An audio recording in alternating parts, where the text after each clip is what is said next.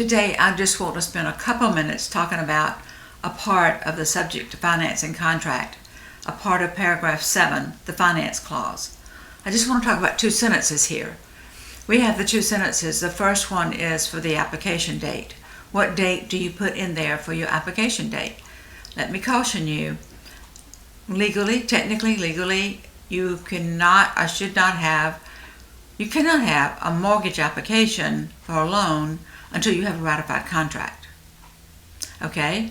A lot of people don't seem to know that, so be very careful about that and make sure that your date is after the ratification of the contract. And then the next line is about the date for issuing pre-approval to the seller. So this pre-approval with no unreasonable credit, income, or asset conditions. By what date? This is being a real problem. A lot of the contracts I've reviewed, and I've also heard from Melinda, that says he sees the same thing. Agents are putting a date 3 or 4 days after ratification for the pre-approval.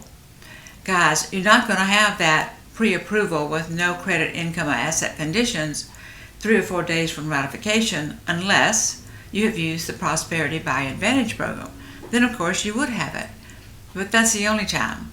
So be sure that when you put this date, what I recommend is that you go out to the closing date, come back about 5 days, and put that date there. Be very careful.